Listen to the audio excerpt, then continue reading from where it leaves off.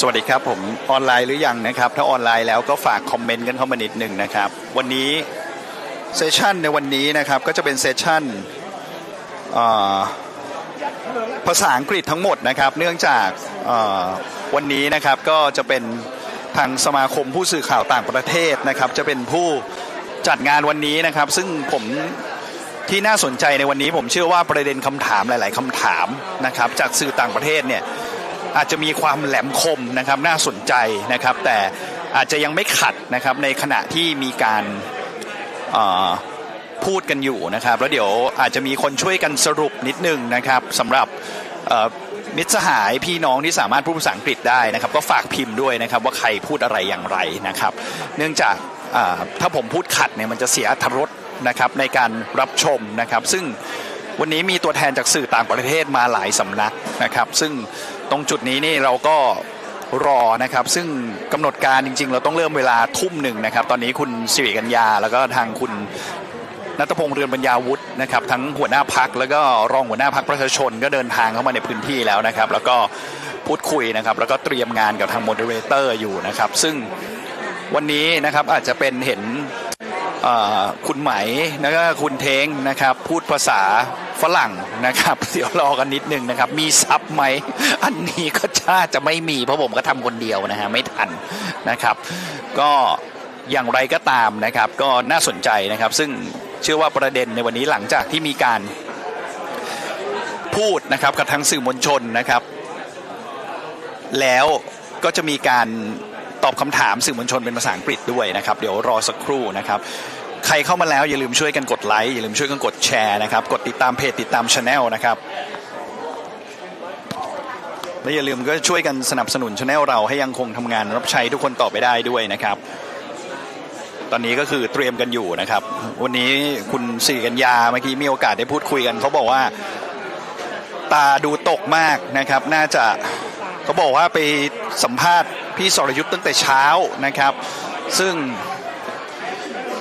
ต้องจ่ายเงินเองเมื่อกี้ผมก็เสียเงินไปหลายตังค์แล้วนะครับนั่งอยู่ตั้งแต่บ่ายนะครับก็ต้องมากินข้าวฝากท้องดีๆด้วยนะครับก็อย่าลืมช่วยกันสนับสนุน Channel เรานะครับให้ยังคงทำงานรับใช้ทุกคนต่อไปได้ด้วยนะครับเลี้ยงข้าวผมหน่อยนะครับวันนี้เพราะรู้ว่างานวันนี้งานฟรีอยู่แล้วนะครับก็มีคนถามว่าผู้หญิงที่อยู่ข้างคุณเทงนี่ภรรยาหรือเปล่าอันนี้ไม่รู้นะครับอันนี้ไม่รู้นะครับเดี๋ยวเอาออกก่อนดีกว่าเผื่อเขาไม่อยากเปิดตัวเดี๋ยวเป็นปัญหานะเผื่อไว้ก่อนนะครับก็ย้ำอีกทีนะครับว่าคาดว่าน่าจะเป็นเซสชั่นภาษาอังกฤษทั้งหมดนะครับเพราะว่าตอนช่วงที่มีการยุบพรรคอนาคตใหม่นะครับทางคุณธนาธรนะครับแล้วก็คุณพิธานะครับก็มานั่งอยู่ในจุดนี้เหมือนกันนะครับก็มีการพูดคุยนะครับแล้วก็แถลงกับทางสื่อมวลชนนะครับต่างประเทศนะเกี่ยวกับแนวในการดำเนินงานนะครับหรือการทำงานของพรรคก้าวไกลนะเวลานั้นนะครับซึ่งตอนนี้นะครับก็จะเป็นจุดที่พรรคประชาชนเองก็ต้องมารับไม่ต่อในจุดนี้นะครับก็อาจจะมีประเด็นคำถามหลายๆคำถามที่น่าสนใจนะครับภาพและเสียงชัดเจนหรือเปล่าฝากคอมเมนต์กันเข้ามาด้วยนิดนึงนะครับเสียงหายนิดเดียวเปล่ามันก็แป๊บเดียวเองไม่ใช่เหรอฮะมันยังหายอยู่เหรอเดี๋ยวนะฮะขอเช็คก่อน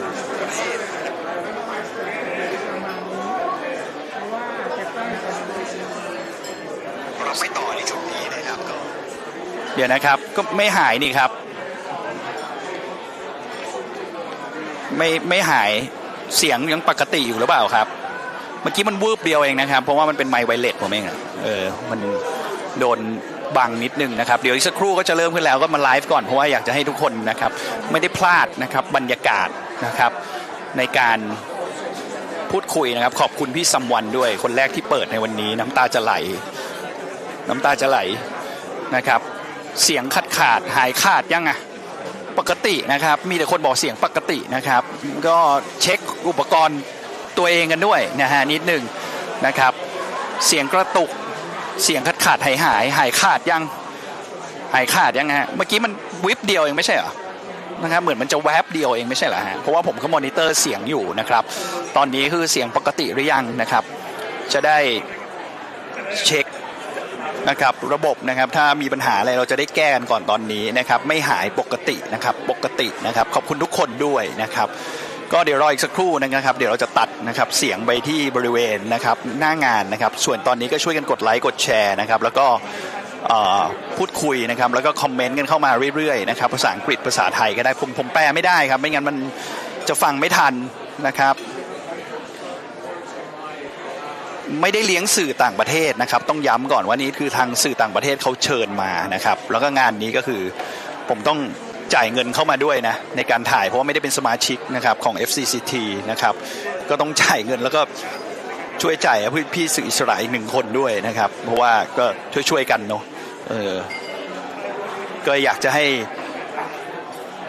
การทำงานในวันนี้นะครับมีโอกาสได้พี่น้องประชาชนก็ได้รับชมกันด้วยนะครับแบบสดๆนะครับชัดมากนะครับเดี๋ยวรอสักครู่นะครับเดี๋ยวเราจะสวิตช์เสียงแล้วนะครับ FCCT นะครับเป็นสมาคมผู้สื่อข่าวต่างประเทศนะครับอยู่บริเวณใกล้กับโรงแรมเรเนซองส์นะครับใกล้ๆสยามสแควร์นะครับภาพดีเสียงดีนะครับมีคนบอกว่านายกอบจ.อุดรลาออกแล้วพรรคเปิดตัวผู้สมัครแล้วเอายังไงดีอันนี้ผมก็ถามอยู่เหมือนกันนะครับเดี๋ยวอีกสักครู่เขาจะเริ่มแล้วนะครับเดี๋ยวรอทาง FCCT เขาเตรียมงานให้เสร็จก่อนนะครับไม่ได้จัดการแถลงข่าวเองนะครับอันนี้เป็นทางสมาคมผู้สื่อข่าวต่างประเทศเขารวมตัวนะครับแล้วก็อยากจะมีพื้นที่นะครับในการชักคำถามนะครับสหายรื่นสวัสดีครับวันนี้สหายรื่นสนับสนุนช่องสหายรื่นแล้วหรือยังนะครับแปลตามหลังด้วยนะครับแปลตามหลังก็รบกวนคนพิมพ์คอมเมนต์บางทีผมต้องมอนิเตอร์นะครับคุณโบ๊ทเชิญคู่นี้มารายการด้วยนะครับมีใครบ้างก็มีทั้ง2 คนนะครับก็คือหัวหน้าพรรคและก็รองหัวหน้าพรรคนะครับก็คือคุณเท้งนะครับแล้วก็คุณไหมสิริกัญญานะครับก็จะมาพูดในวันนี้นะครับเดี๋ยวจะเริ่มขึ้นแล้วนะครับอีกสักครู่นะครับเดี๋ยวผมจะตัดเสียงนะครับ Order your drinks. We'll start in a couple minutes. เดี๋ยวอีกสักครู่ก็จะเริ่มดูแล้วนะครับเริ่มเซสชั่นในวันนี้แล้วนะครับก็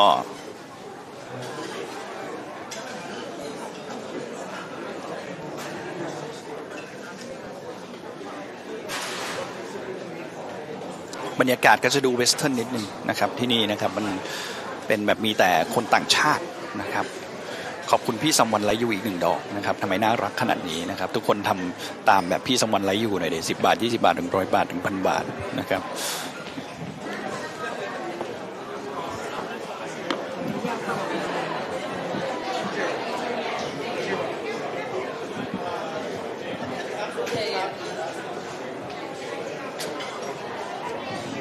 โอ้โหสายลื่นสุดยอดGood evening, ladies and gentlemen. Welcome to the Foreign Correspondent Club of Thailand. My name is Panu Wongchaum. I'm the senior correspondent for Reuters and the vice president of the FCCT. Welcome to a very special evening today where we are going to be meeting with 2 key figures in the new People's Party, the opposition People's Party. Of course, Thailand's disbanded the Move Forward Party last month. And they regrouped into this new political vehicle, the People's Party, after it was dissolved by the Constitutional Court. Under this new leadership, Kun Thapong Theng Rungpanyawut, who's only 37, one of the youngest political leader in the country, the party aspires to carry on its mission in Parliament to push for major reforms in Thai politics. This includes amending military drafted constitution and push forward many liberal agendas that Move Forward has previously proposed, winning them the most parliamentary seat in the last general election. Since the dissolution, Thailand has also seen the dismissal of former Premier Sethar Thavisin by the same court for ethics violation. A parliamentary vote has elected Paetongtarn Shinawatra as the country's youngest prime minister. And of course, the rest is history. We know now where we are today. So we want to really hear from the People's Party about their agenda, their work, and how they see the current Thai political landscape. So without further ado, I want to invite Kun Nathapong or Kun Theng to speak. Thank you.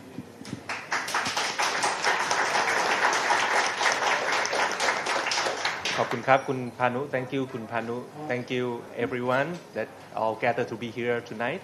And thank to FCCT to invite me and Kun Silikanya to the forum. Despite many people say to me nowadays that congrats to me as a party leader, but I still disappoint to the Constitutional Court verdict that regarding the dissolution of Move Forward Party. If you can recall, on the 6th March in 2020, Mr. Thanathorn and Mr. Pitha were here after the dissolution of the Future Forward Party. And on that day, Mr. Thanathorn told us that the dissolution of the Future Forward Party was not an end. It was just the beginning of this chapter 2. But for me, I don't want the next chapter to be happen.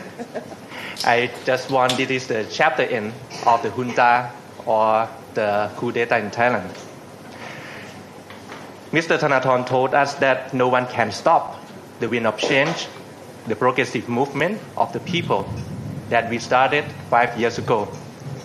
And the last year election result shows that his statement is still true. Our challenges in the next 3 years is regarding how we can win the majority seats in the parliament. I have to accept that this is not an easy task to do, but I truly believe, it is possible to achieve. By doing that, we plan to expand our party membership in all areas across the country. Within this year, we will organize the open house event in our province in Thailand.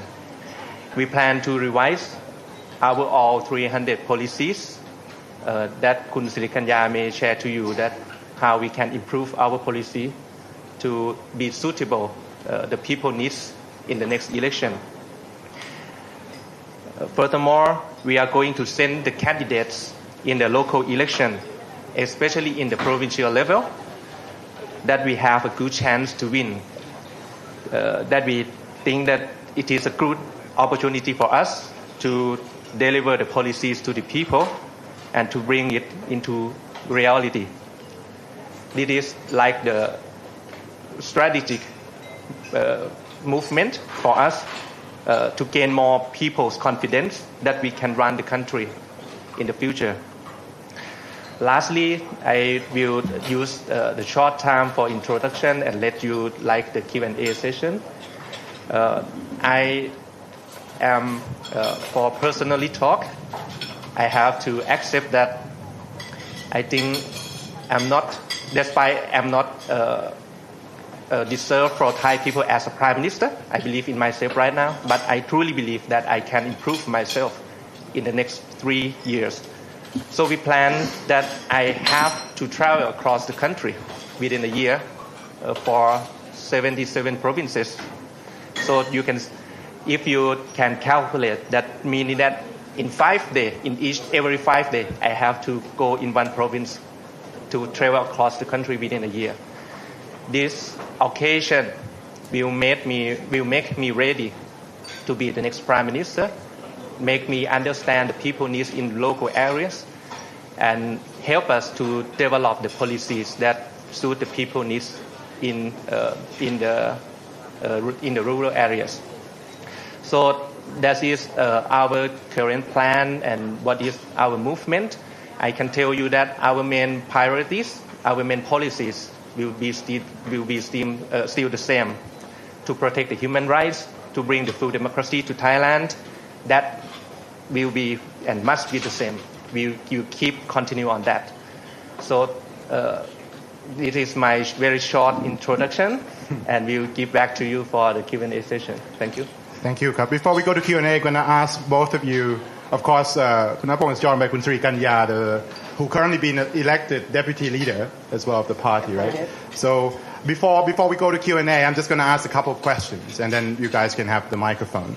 So I think one of the key questions is, you mentioned the Constitutional Court decision, but both of you and 44 others, current and former members of your movement, is facing this this ethics probe by the National Anti-Corruption Commission. Do you have any comment on this ongoing threat that maybe 44 of you, including both of you, I think, could be banned for life, right? Either of you share to comment on that? Sure. For the current situation about the 44 MP cases, the NACC might send the case to the Supreme Court in January, and we all will prepare for the cases. Not only that, for the internal of our party, we prepare like the colleagues and our team to continue our work in all scenarios. What will happen to the 44 MPs, I truly believe that we can continue the movement of our party. Very well. You want to say something? Yes, of course. For me, I'm, of course, one of the victims. And you see how ridiculous this case is. We are the member of the House of Representatives, so our duty is to pass the law. So as we endorse the law to amend the Article 112 of the Criminal Code. The Criminal Court, I don't think that it's considered a violation of ethics at all. But in this country, anything is possible, and it's totally unpredictable because they don't think in rational, logical sense. So we hope for the best, but prepare for the worst. We have our team, our legal team, setting up in order to fight for us against this case as All Might. And of course, we might have faced a temporary ban from the parliament, but we don't think that can stop us or disrupt our work or our movement at all, because we can still work outside of the parliament as well. And we have our duty to grooming the rest of the MPs who totally new and have around 1 year of experience in the parliament to become even ready when the worst scenarios has come. Second question for me is, of course, we've been closely watching the by-election in Pitsanulok. I think Kun Teng just mentioned that your mission sort of is to contest in all the local elections. Now we saw the result there went against expectation because you guys won in the general election, but this time around, I guess the other candidates won the day. Do you have any comment on that particular campaign? I mean, what did you notice? Why was the result came out that way? If you see in the election result, the percentage who vote for the People's Party to the turnout, it is 45%, which is higher than Kun Patipat in the his last election, the former district MP who removed from his position because of the dissolution of the Move Forward Party. So it means that the density of the votes, we have more density on the votes. But there are many factors that may make me lose. I think I have to accept that the people voice. So it is not like the thing that we look into each factor and to claim that why we lose for each reason. I think it is we have to accept the people voice and have to learn how we can improve our next election in the future. Okay. And a couple more questions before we go to the floor is in terms of policy priority. Now we look at policy and what's going on in Parliament. Many foreign media sometimes follow closely, sometimes not. Can you maybe outline some of these policies that you guys are working on, maybe some of the things that are your priorities? Of course. I think it's my turn because I'm the deputy leader responsible for the policy platform of the party. And I'm here to confirm that all of the policy platforms that we pledged during the last election, the last generation, still going on, still continue. And our priority right now is try to perfect those policies just to be ready for implementation in the next next 3 years. So it's in 2027.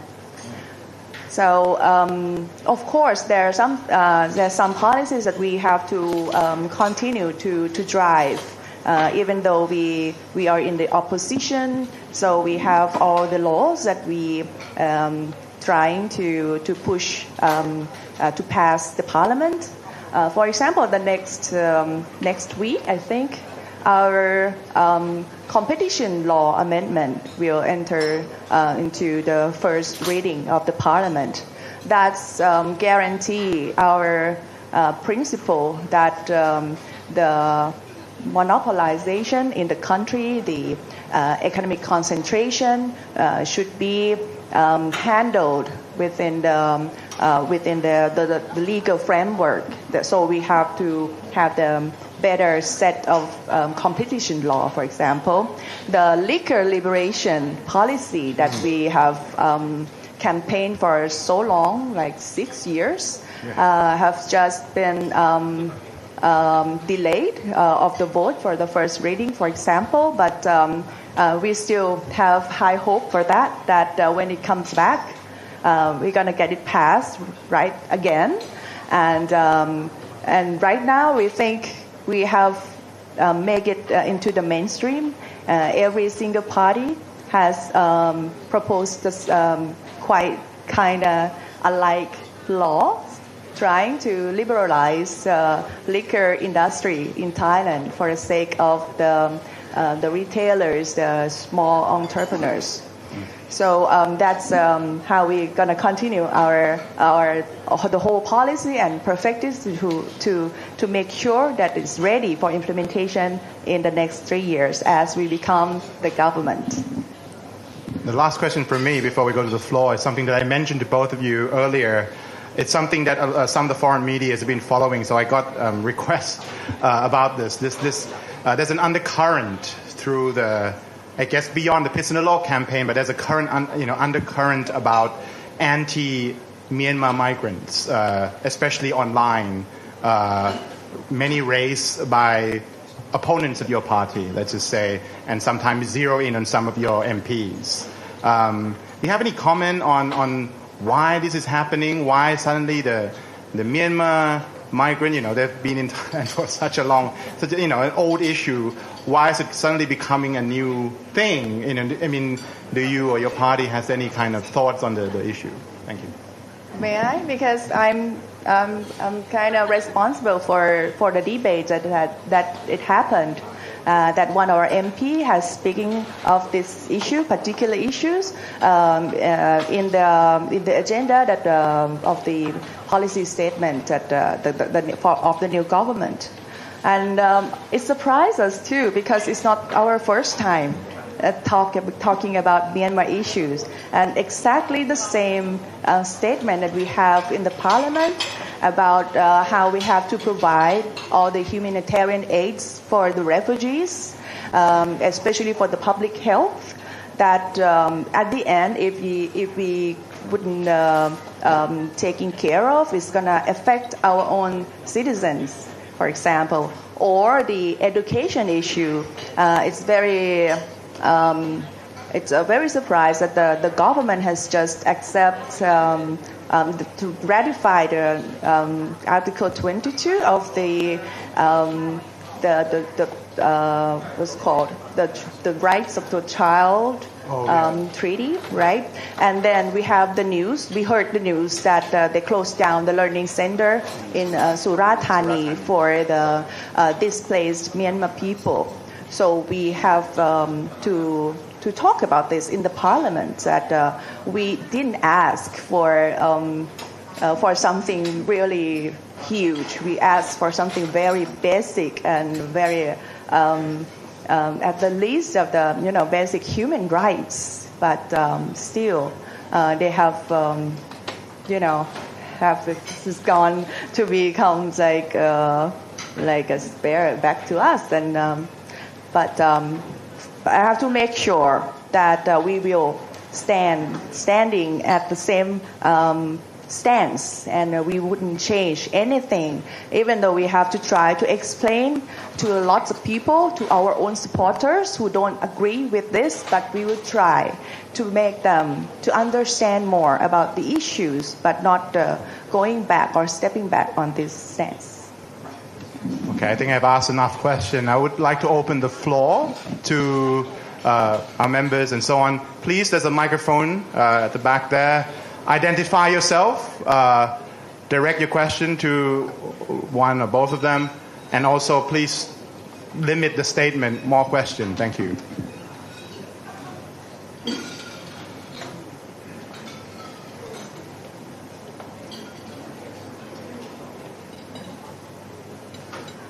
Please.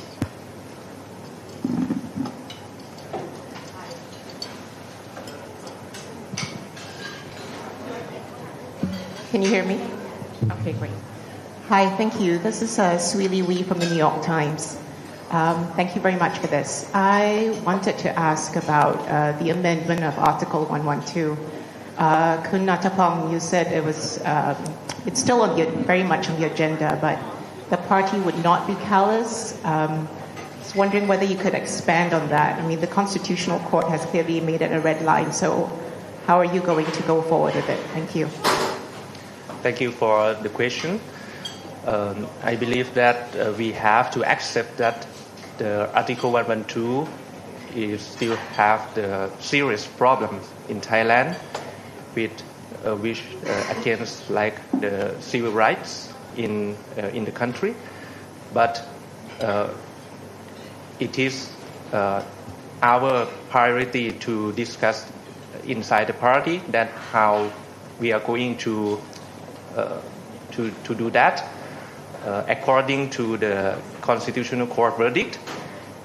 I think, for example, we may not propose them like in the campaign policy, but we still do have the rights to do in the parliament.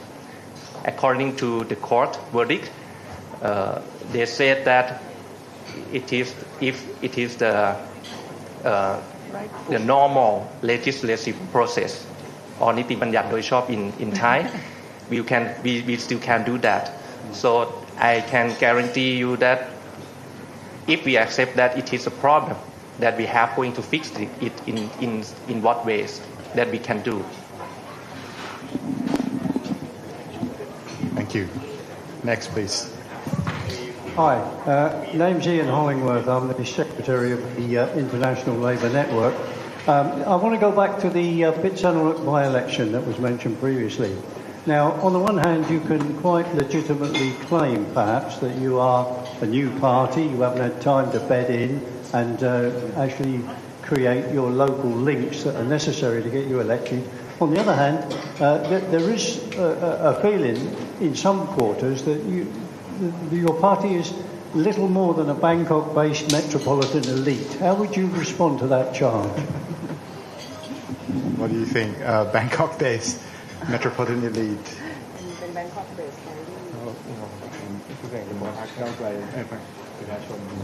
Still the Bangkok-based. Well, for this case, I don't think it's just one by-election that we lost is gonna have dictate us that we are just of course our stronghold is in the urban area, but we still can get more and more of the district MPs, especially in the District 1, which is the most urban area in each provinces. And we know we have to do more to win the peoples in the rural areas' heart. But of course, we are not just Bangkok-based anymore. We have almost 10 MPs from the north and 6 MPs from the northeastern. And we have almost all of the MPs from the eastern part. So the fact that we won 32 seats out of 33 of the MPs in the Bangkok area, it doesn't mean that we are only the Bangkok-based. One of the key issues that we really focused on is that we try to expand our network of supporters in every provinces. It's this thing that we have done for since Future Forward, and it's growing and growing. And if you see at the membership of the party, of course the majority is from Bangkok, but we see the proportion of people from the up country is more and more every day, especially with our People's Party member. It's totally distinct from those from the Move Forward Party. We can draw a lot of more brand new members who never been any members of any political parties before. So it accounts around 20% of our all memberships. So it means that we are expanding. We know our short for that we are not working as much to win in the rural area. It's what we're trying to achieve. And that's all in our plans in the next 3 years as well. So to make sure that we are the party of the people of Thailand, not just Bangkok. Thank you. Come on, guys, the mic is there. If people are still working out their question, I might go one more for me. Constitution amendment, right? So this is the big issue, changing the game. I mean, it looks like there's a lot of roadblocks along the way. There's been a lot of delays. What's your view on this process? I know that the party always talks about this issue, but is it achievable? Are we going to have referendum soon? Can you tell us a little bit about this? Thank you. For the constitution amendment, there are two main tracks to do that. The first one is to amend the whole constitution. But if you look into the process, right now, I believe that the government has delayed the process many times, and there is a very little chance to do the whole amendment before the next general election. It means that if we cannot do that in this track, the next government will be under the current constitution, current distorted system.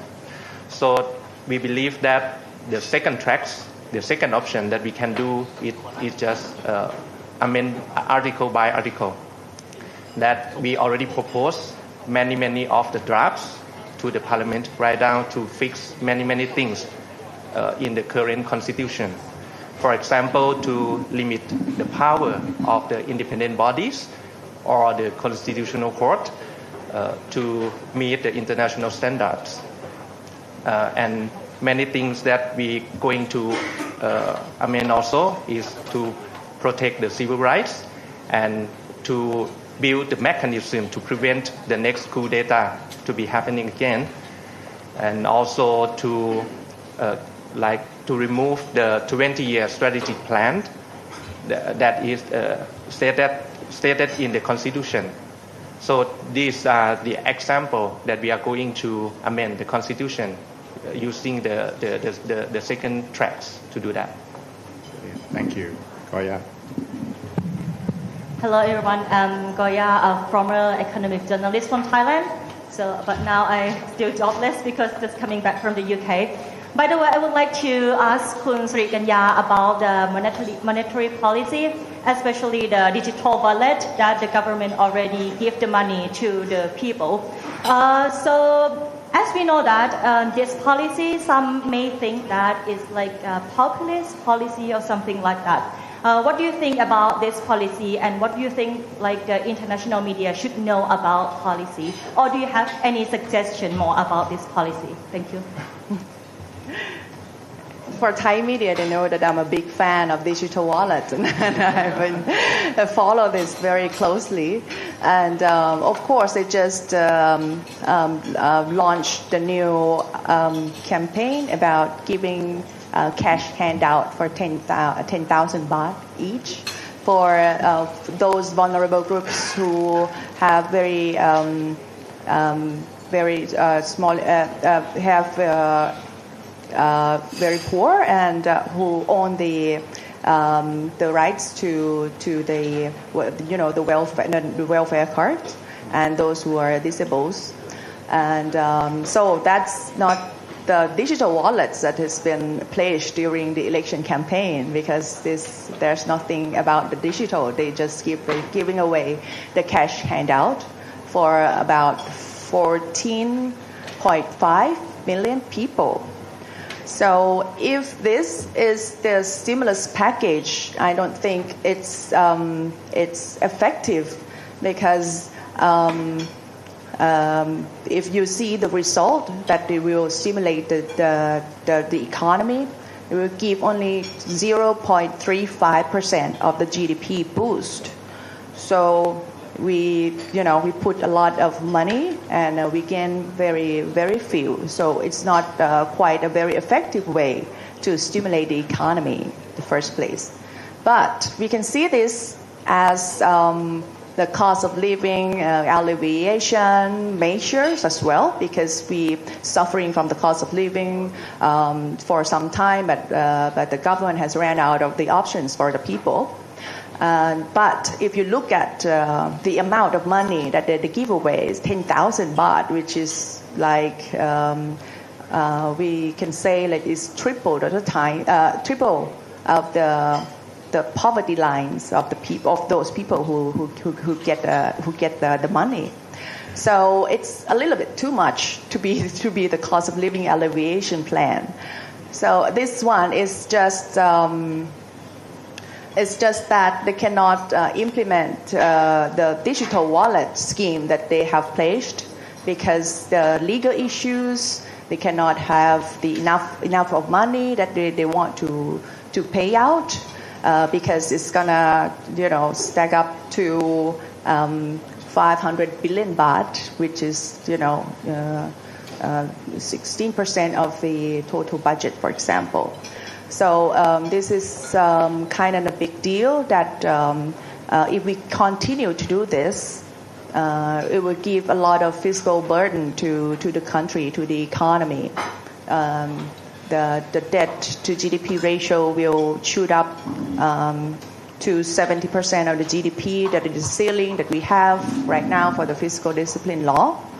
And the interest burden will shoot up more than 10% of the government revenue. That is, that easily can see as the sign of downgrading of the credit rating agencies that they have used for the investment grade sovereignty credit ratings, for example.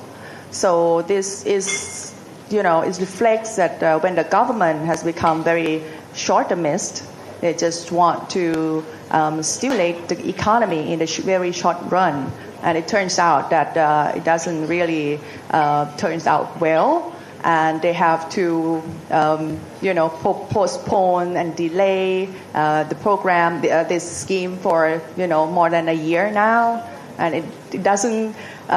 So it doesn't seem to be the short term, the very emergency, the urgent issues anymore about the stimulating the economy.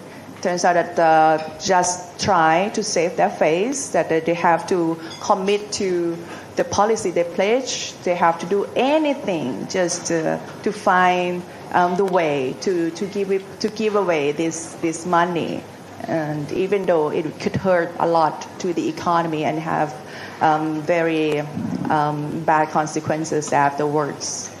So. This is, I think, it's a very, summary of what's going on with this digital wallet. Francesca. Hi, good evening. Francesca Regalado with Nikkei Asia. Just picking up on the topic of the economy. Can you explain what's in the competition bill and why it's going to be the first economy-related priority for People's Party? And second, I know you said that the focus is going to be on preparing the policies for the next 3 years, but the economy is in quite a bad situation at this moment. So aside from the competition bill, what are you planning to do to make sure that your economic priorities are heard and given a fair hearing in the next 3 years? So first, the competition law that we have seen that is there are some loopholes that it's even though we have this competition law implemented effective for 6 years already, 7 years, but still. And we believe at first that this one is, way better than the last one that we have 20 years ago. That we cannot, you cannot, find someone to be guilty of anything for 20 years. So once we have this new competition law, we have high hope for it that will solve our, lack of competition problem in the country. But after, 4, 5, 6 years of implementing this law, we saw a big merging deal that has passed, the competition authority very easily. And one, it's in the case of the retail market, that the merging of the CP and Tesco, and that's that was allowed by the competition authority. And the other one is the merging deal of True and DTAC, which is the second and the third largest operator, mobile operator in Thailand. And it passed easily that they don't, the law even allow them to merge without asking for permission from the authority. So this is the loopholes because for the retail market merging, they subject to the competition law, but still have the loophole that they allowed. The other, the True and DTAC mobile operator merging deal, it's subject to another law by the NBTC, the National Broadcasting Television Commission. So what we try to do is to fix the competition law to become like the master of the other laws that regulating that the market regulates other sectors in the country. So we try to avoid that we have different laws and different practices about the competition, for example. We also try to fix the competition law to allow the what's called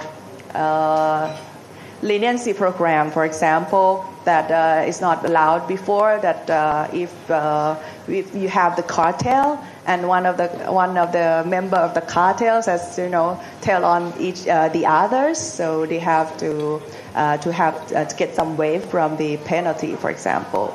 So we try to fix the competition law to make sure that our legal framework is guarantee the level playing field for the economy, for the newcomer to have the level playing field competition with the incumbents, for example. As we can see that our economy is very concentrated, so this one is just very close to my heart. So I mentioned this first. And the second one is the economic priority. So it's the same thing. In our policy that we pledged during the last election, we mentioned about to find a new engine of growth because we see the lackluster of the competitiveness of the country. But right now we have very immediate challenges from we can say that China flooding the Chinese goods that flood into Thailand because they can produce more and more, and they expand their capacity, and they can flood cheap goods into Thailand, and that's the big threat of the Thai economy. That we already have the very poor competitiveness. So this is one of the campaign that we will launch next month, that we have to make sure three things. First is to make sure the law enforcement works, because I think this is the main reason that we have the flux of cheap Chinese goods that is not compatible to the standards or regulation in Thailand. And second, we have to make sure the level playing field, all the taxes that Thai corporates have to pay, those who want to do business in Thailand, they have to do the same. And the third, we might have to think about the strategic protection that we have to put into some particular sectors, that we have to figure it out by consulting all the stakeholders. Of course, we don't want to become like the protectionist country, but if we just believe in the free market and let all the things flux into our country, at the end our own entrepreneurs will die, and we have nothing left for the economy. So that's an immediate challenge that we will continue from our policy. Hi, good evening both. Napat Kumsawat from NHK. In pursuit of a landslide victory at the next election, how would you try to balance attracting maybe new, more moderate voters without alienating the already existing base? It is about to like the repositioning for the People's Party to gain more voters that who didn't vote for us from the Future Forward and from the Move Forward Party. I believe that the working hard and show that we can have something tangible, that the MPs on the opposition side or the mayor in the local government, that we can bring the policy into the reality. This kind of works can bring more supporters and can bring the confidence to the people that we can bring our policy into reality. So we believe that the local government should be a great opportunity for us to prove that to the people. This is one thing, and the second thing I believe that is to expand the party members in the country. So as I mentioned earlier, within this year we will have the campaign like the open house campaign in all provinces in Thailand. So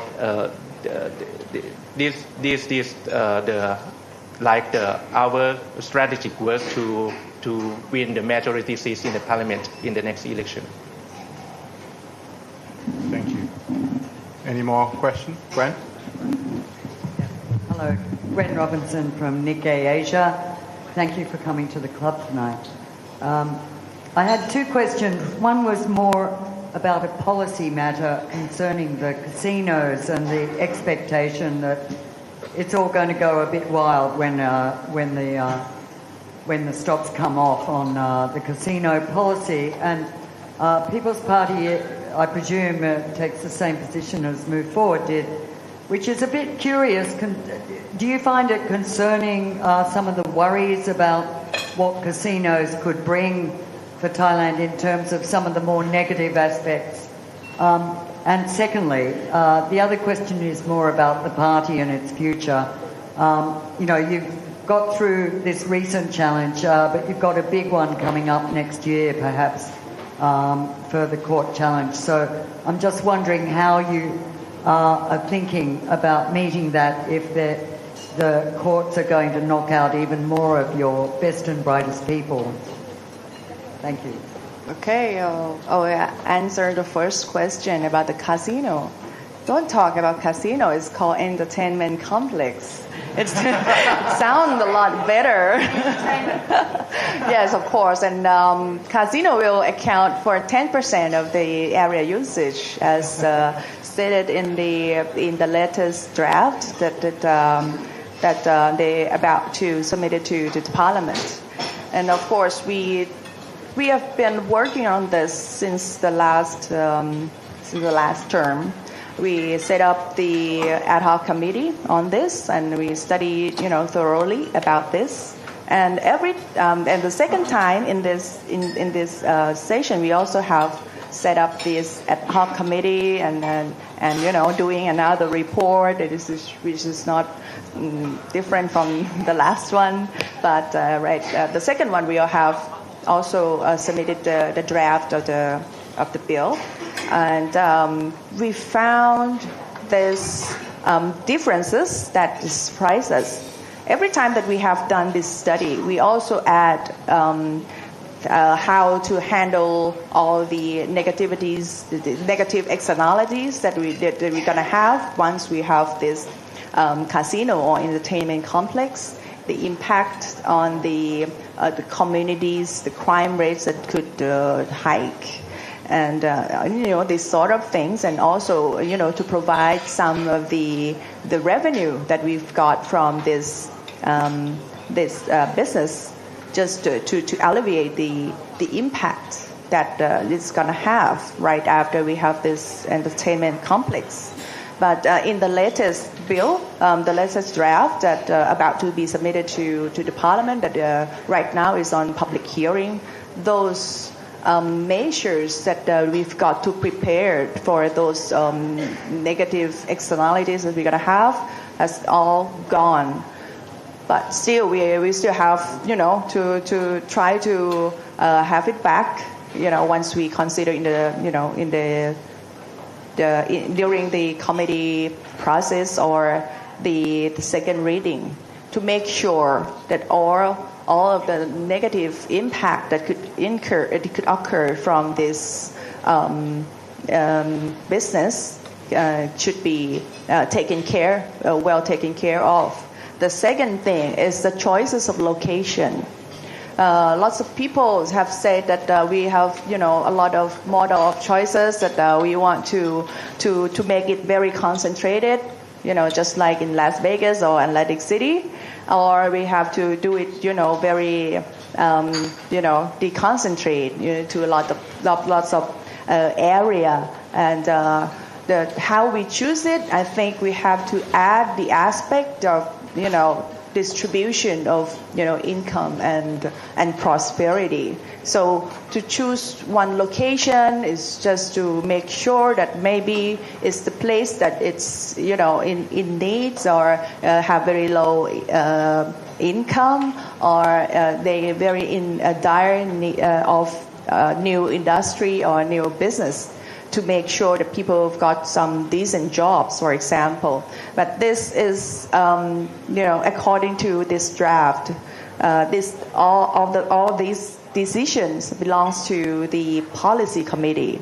So it means that it's not guaranteed that they might have choose Bangkok, for example, which is already, have it all. So we have to push these issues to make sure that the choice of the location would guarantee the prosperity distribution.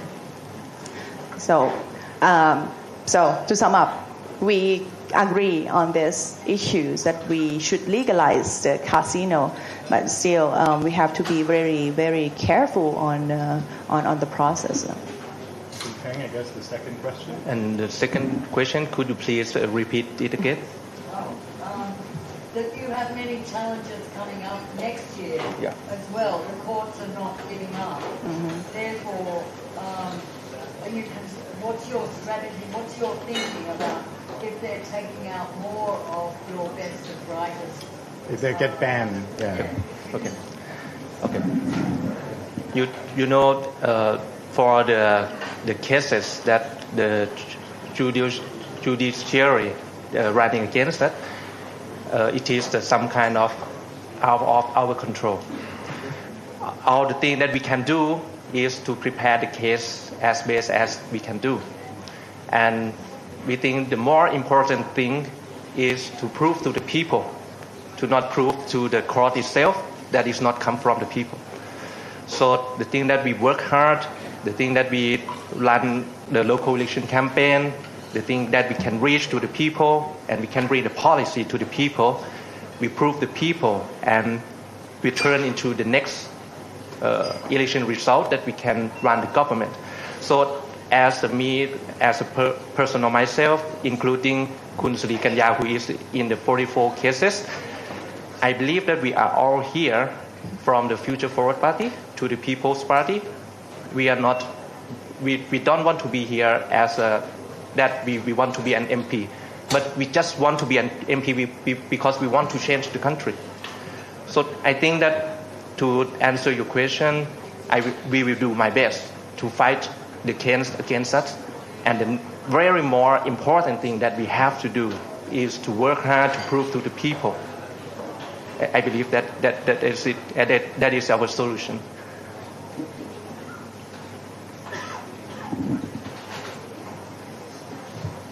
Peter Trainer, club member. I have a general question for both speakers, and it's: can the People's Party or any party beat the system? Historically, Thailand's been ruled by the monarchy and the military since the times of Sukhothai and Ayutthaya. It's always been that way. 10 years ago, you had a military coup, and the aims of the military coup deposed a democratically elected government, and the aims of the military coup have been carried forward through established institutions like the Election Committee, the Constitutional Court, the Constitution itself, that were put in place so that the situation in Thailand today is the same as it was in May 2014 when you had a coup, because the institutions are still there. So we had a meeting, there was a couple of meetings at the Foreign Correspondents Club just prior to the last election, and the discussion in the meetings was that somehow or other, however Future Forward was, or Move Forward was going to be, however they were going to achieve results in the election, they were going to be disbanded, they were going to be put aside, because that's what happens in Thailand. So the question to yourselves is there any way that any party, the People's Party in particular, can motivate 70 million people to change the system? You had Future Forward had 7 million votes. Move Forward had 14 million votes. Thai people that I know said, well, at the next election, either Move Forward or the replacement are going to get 21 million votes. But will it make any difference if the Constitutional Court and the other institutions can just disband the parties and block the politicians? They can block the previous Prime Minister. Is there any way that any party can motivate the people to change that system? Thank you for a very good question, but I think I may answer into separate answers. The first one is some kind of the ideal answer, but I believe that it is still true. You have to keep the people hope. And you know, for the second thing, that to answer more practically, for the next election, I believe that we have to get the 20 million votes at minimum to win the majority seats in the parliament. And to achieve that, we can do many things during these next 3 years. For example, the article by article constitution amendment to limit the power of the constitutional court to not overrule the government that elected by the people. That is the very practical thing that we can do as an opposition party during these 3 years. And the other things I mentioned earlier is about to working hard, reach out to the people, and bring the policy into the reality. Because we have to fix like the old political system, the money politics.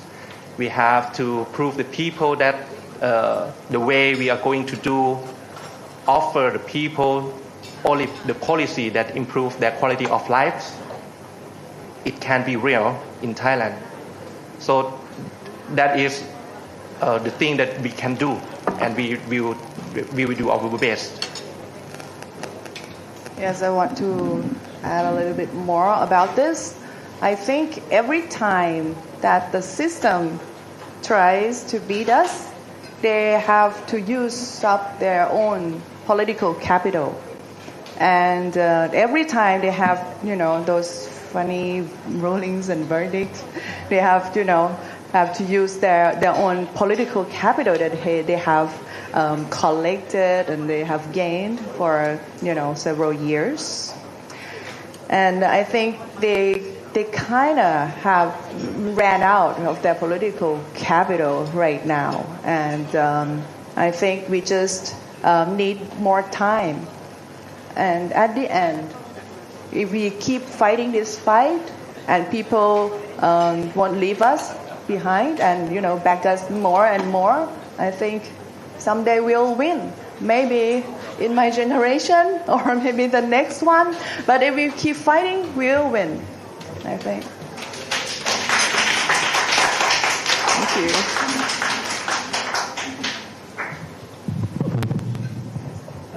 Sean Crispin, Asia Times. Imitation, I guess, is the highest form of flattery. Some look over at Pheu Thai now and see a very young leader in the chair leading the country.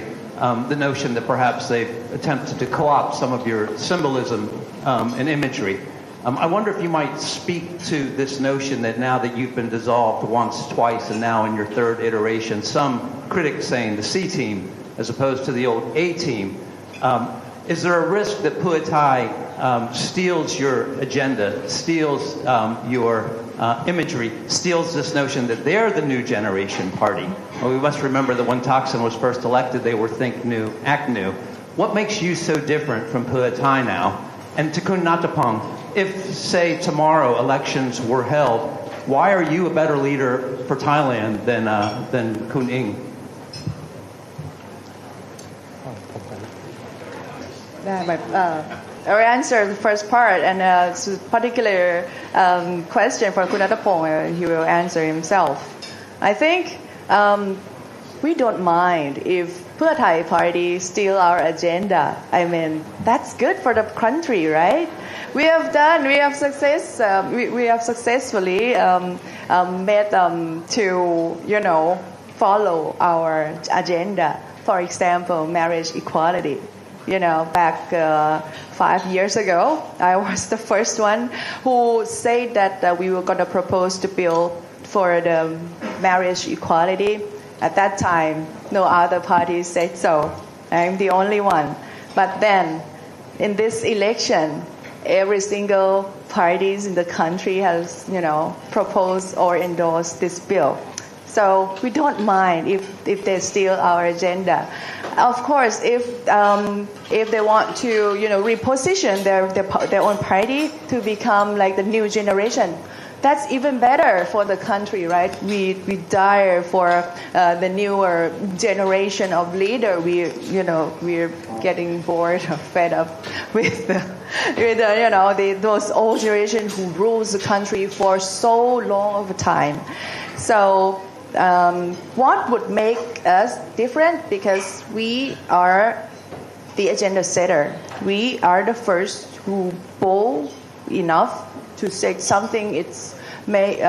Even though it's controversial, even though it's we will lose some of our popularity, So, but we have this bravery to propose that, and we're not afraid.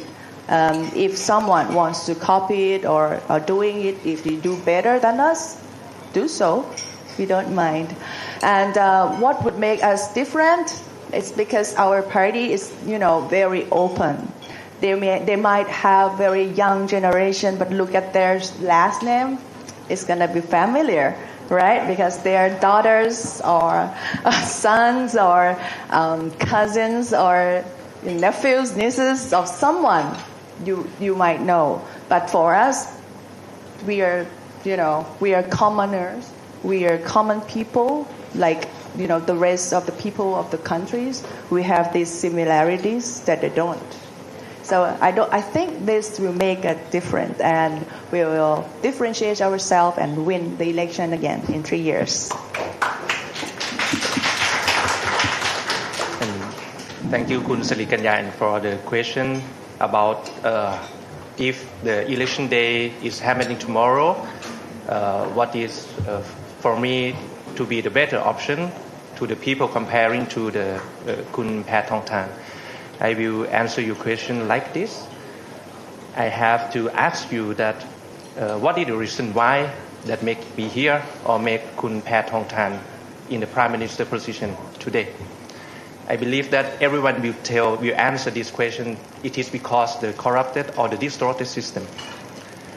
It is the best for the people in the normal or the full democratic country that people have many options, many candidates, competitive candidates to let the people choose. But today, you can see what happened in Thailand. I believe that it is not good to the people because our current system. So I think that it will be good for all Thai people if can fix the corrupted system, the current system before the next election. And for me, personally, as I told you earlier in the beginning of this forum, I will try my best. I believe that I myself can improve more within the next 3 years. But honestly, as a party leader, that I think I oblige to tell truth to you, to all people. If the election day is happening tomorrow, I am now here. Might not deserve. I'm not good enough to Thai people. But me in the future, if you look at me in the past 5 years, when I was a district MP of Bang Khae. At that time, I just want to help the Future Forward Party to gain the party list votes because the one ballot electoral system. I didn't dream that I can become an MP or the party leader right now. But look at me as just a normal people before I was MP, and I traveled along with Kun Srikanyan with all my colleagues in my party. I'm here as a party leader, so I believe in myself, believe in my colleagues that I can improve more. So to answer your question, to summarize again, I think the most important thing we have to do is to fix the corrupted system in Thailand.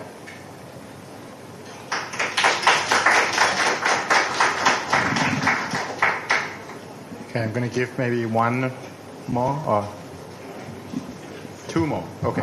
Hello, I'm Thomas. I'm a sociology teacher.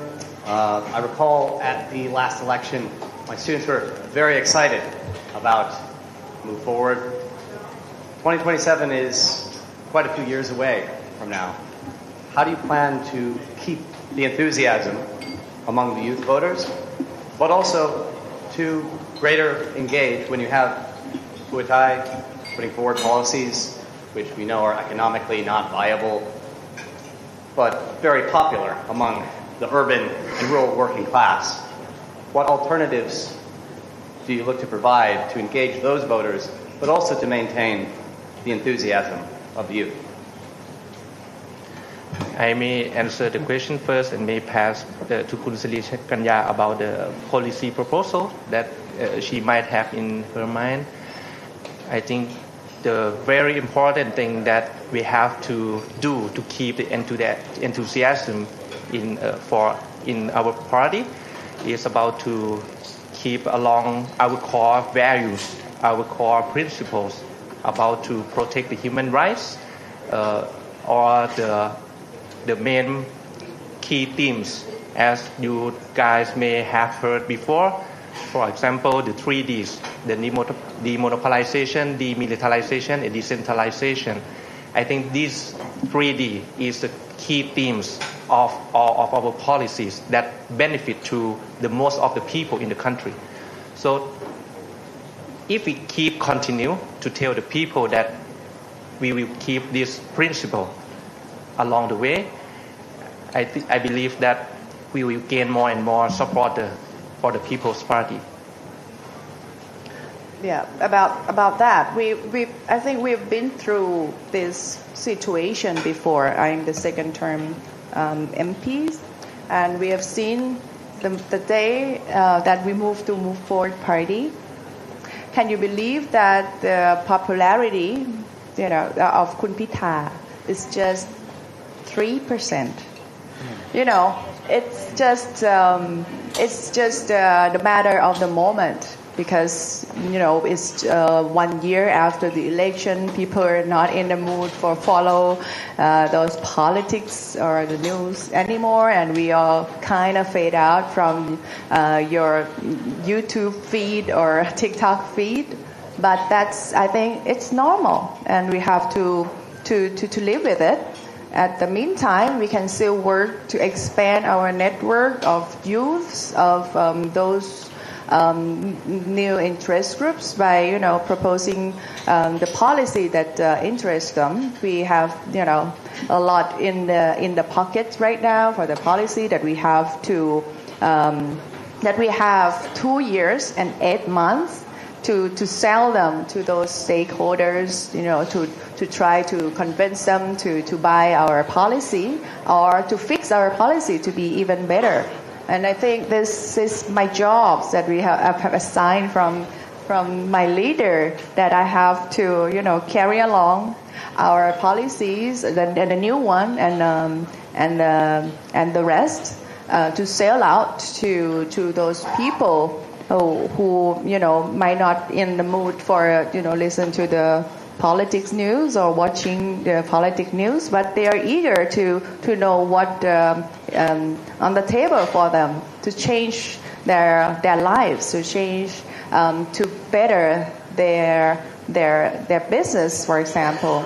So this is the time to work in the background, maybe not at front end that much for us, and then I think once the election has come, those enthusiasm will come back, just like when Kun Pitha has reached 46% of the popularity vote just before the election. Final question, please. Oh, you want to ask this one? Okay, 2 more. Take your time. Hello. I'm Chalida Thatcharansak. I am the chairperson of People Empowerment Foundation, the national human rights organization, Thailand, based in Bangkok. I have 2 questions. The first one, how that People Party deal with the post-conservative nationalist group right now is also pop up in the society and create a lot of crisis and problem in our situation right now. The second question is about the young political prisoner with 112 that many of them still remain in the jail. What is your policy to deal with the case? Thank you. So second is political prisoner. First one First is conservative, nationalistic. Yes. Yes, of course. I think we have attacked a lot. We have been attacked a lot by those conservative, nationalistics, even racist, and we have to admit some of them are our voters. So it means something that once we become the mass party, are we still being a reformist party, right? But then we have to, to very true to our principles, to our integrity, that it's our job to try to make them understand what we are trying to do. Of course, we will, it's very, very difficult jobs to do. Try to make them understand and get on board with us again and agree with what we are doing. And it's a long way to prove on this. And I think these challenges is going to come more and more often since we have, very broader base of supporters, and they have, all different spectrums of the ideology right now, since we gain the most votes from the people. And we think we have to try to change their mind to agree with us, right? And for the rest, that those attackers who are not our supporters, so maybe we can we can set them aside and don't worry much about those attacks. For the young political prisoner, it's still what we're trying to drive to get them out. We are in the ad hoc committee for the amnesty of the political prisoners, even though it's really hard to change the other committee's mind to include those prisoners that has been alleged of the Article 112. But still, we're trying our best to change their mind. And even though the job of the committee has done, and the report will be debating in the Parliament in a couple of weeks, but we will still hope that once we have the draft of the amnesty bill, we will still have time to work on the rest of the Parliament to agree upon us. And we will work hard on that too. Phil, final question. Good evening. My name is Phil Robertson. I'm an FCCT board member and director of Asia Human Rights and Labor Advocates. Since I'm sitting here enjoying craft beer, and we're sitting here in actually a bar and restaurant, I wanted to ask you about the alcohol control bill and what your plans are about this. I note that the Prime Minister used to be the chair of the Soft Power Committee, and it seems to me that along with Thai food, which is a soft power, you have the importance of Thai craft beer. Therefore, what are your plans for that going forward in the Parliament, and where do you prioritize that in your list of issues that you're going to take up? Yes. So the draft, the amendment of this alcohol control bill has been during the, they have passed the first reading and now is in the ad hoc committee, and I've heard that our party's committee has very hard time doing their jobs in that committee, but it's still going on. So I hope we will have good news. So the consumption is really hard to convince people that we, if we try to encourage people to consume more, that's it's really difficult things to do in Thai society. But if we look at the production side, and as we want to encourage more and more people to become like entrepreneurs by the liquor liberalization, so it's another bill. It's excise tax bill. But it says a lot of things about the limitation and regulations on the production of the alcohol. So we focus more on that liquor liberation bill. So as we think that to work on the production side, there are a lot more of the benefit to the newcomer to the market. Of course, the consumer will have more choices. You don't limit it to a couple of brands of beer in the market, for example. So it's easier to convince Thai people that we promote the production, not to promote the consumption. And so we still have this hope for the liquor liberation bill to pass. We have done all the negotiation and lobbying for the past week just to make it pass the first reading. There are 3 drafts submitted to the Parliament. One from Pheu Thai, one from Rwam Thai Sang Chat, and the others from People's Party or the former Move Forward Party. And even though we don't, our draft don't get voted to pass, but we have like kind of the same contents in the other 2 bills, which means we don't mind if our own agenda that we have worked for it for 6 years has been done and completed by other parties. Even though our bill has not passed, it doesn't mean that our idea is gone, right? It's still there, and we're still the winner, the champion of this issue. Thank you. Okay, well, on that note, I think you guys have been very generous with your time. Thank you very much. Any parting words? Kun Thapong maybe, or Kun Sri, any final thoughts before we wrap up the evening? We have a variety of questions from the foreign press, but maybe any parting thoughts at all? Okay. Something short, maybe? First of all, thank you for you all today, and I truly believe that the wind of change, the way that we doing in Thailand politics, that we want to bring the ultimate power back to the people. No one can stop that. And I would like to address to you that we are still having hope that we can make a real change. As Kun Sirikanya said earlier, that if we keep fighting and fighting, we will win one day. I believe that also. But we are doing this not like a child dream.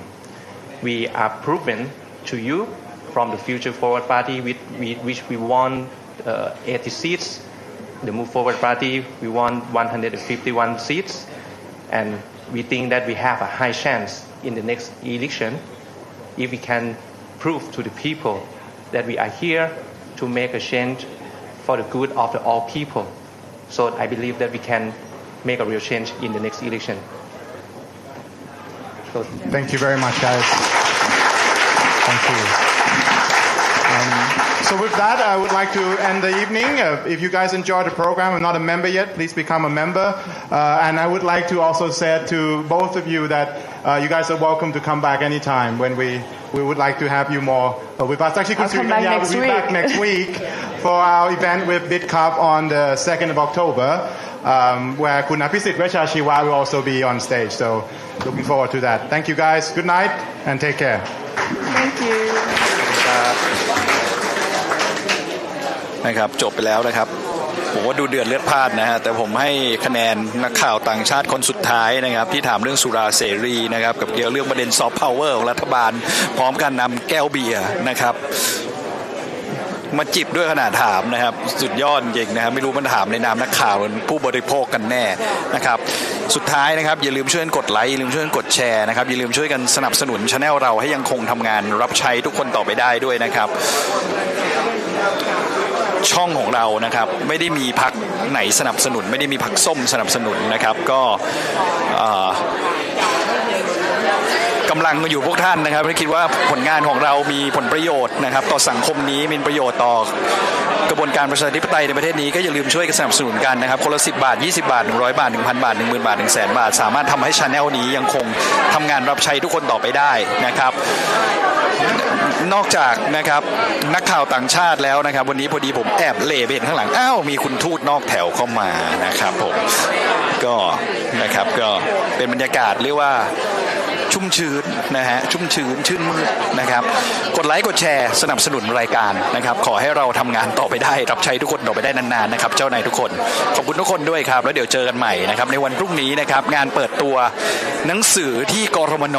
เขาขอความร่วมมือไม่ให้ขายนะครับมีคุณณัฐธรมาด้วยนะครับแล้วพรุ่งนี้รอติดตามกันนะครับ